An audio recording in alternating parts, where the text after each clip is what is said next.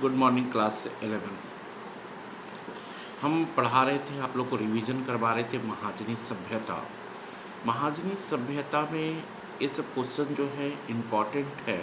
देखिए, अगर आएगा क्वेश्चन कि महाजनी सभ्यता शीर्षक निबंध का मूल भाव अपने शब्दों में लिखें, या क्वेश्चन इस तरह भी आ सकता है कि प्रेमचंद द्वारा रचित महाजनी सभ्यता में व्यक्त लेखक के विचारों को लिखें।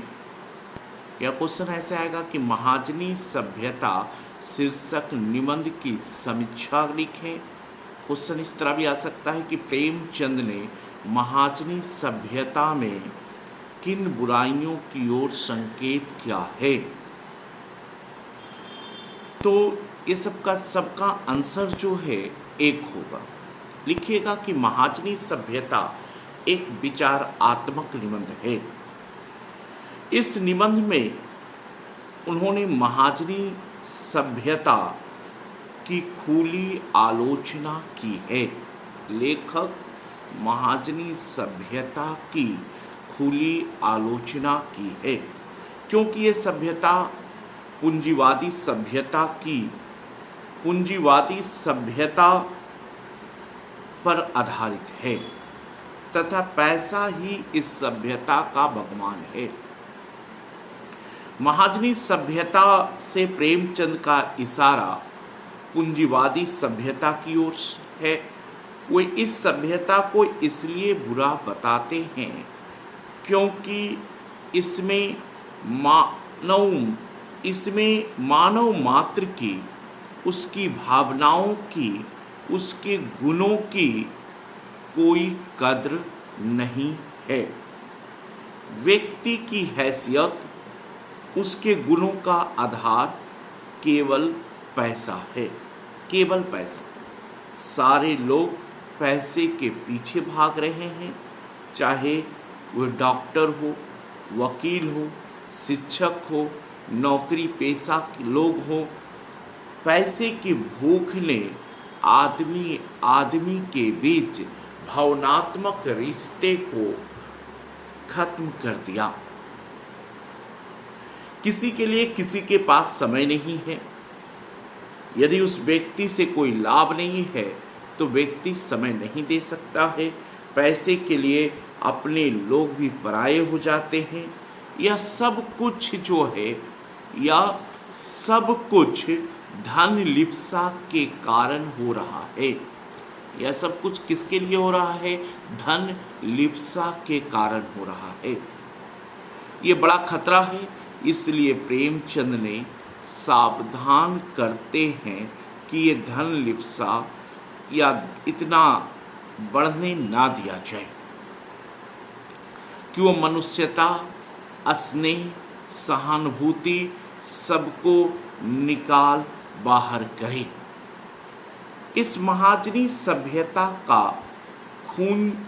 इस महाजनी सभ्यता का खून चूसने वाला सिद्धांत जो है वो बिजनेस इज बिजनेस है, अर्थात व्यवसाय में भावुकता की कोई गुंजाइश नहीं है।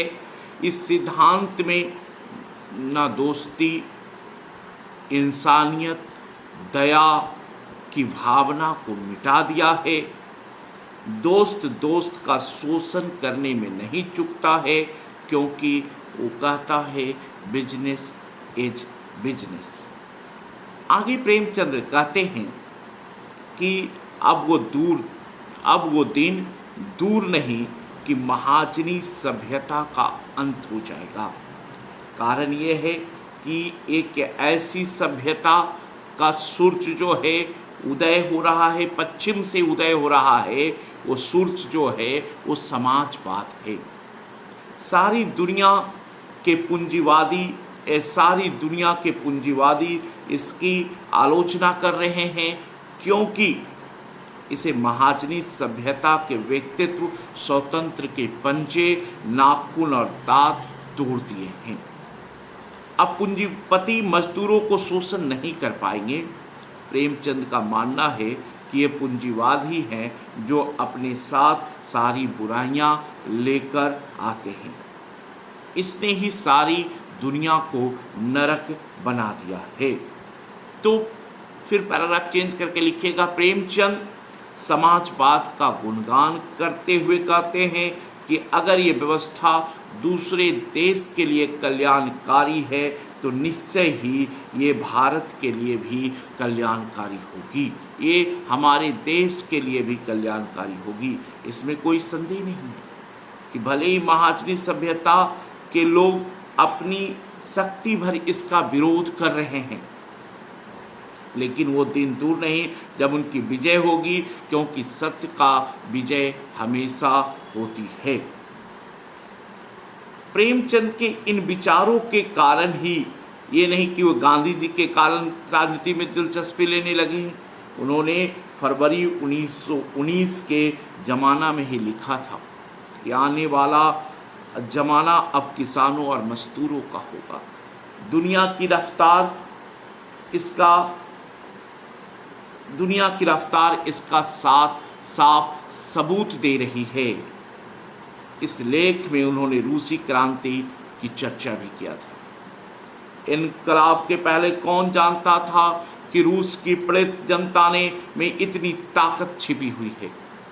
क्या ये शर्म की बात नहीं कि जिस देश में 90% आबादी किसानों का है, उस देश में किसान सभा, कोई किसान की भलाई का आंदोलन, कोई खेती विद्यालय, किसानों की भलाई की कोई व्यवस्थित प्रयत्न ना हो।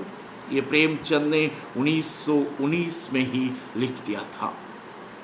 निष्कर्ष रूप से हम कह सकते हैं कि प्रस्तुत निबंध का उद्देश्य प्रेमचंद आम भारतीयों के जीवन स्तर के सुधारने का हिमायती थे, और इस समाजवादी विचारधारा से ने उन्हें आम भारतीयों को भविष्य दिख रहा है जो शोषण मुक्त होगा। तो ये इतना आंसर आपको लिखना है। कोई भी लॉन्ग क्वेश्चन आएगा, चाहे अगर ये कुछ पूछा कि परंतु अब एक नई सभ्यता का सूर्य सुदूर पश्चिम से उदय हो रहा है, जिसने इस नाटकीय महाजनवाद या पूंजीवाद की जड़ खोद कर फेंक दी है, पंक्ति के आधार पर महाजनी सभ्यता निबंध की समीक्षा करें तो आंसर यही होगा। तो आप आंसर इसको कॉपी में लिख लीजिएगा। धन्यवाद।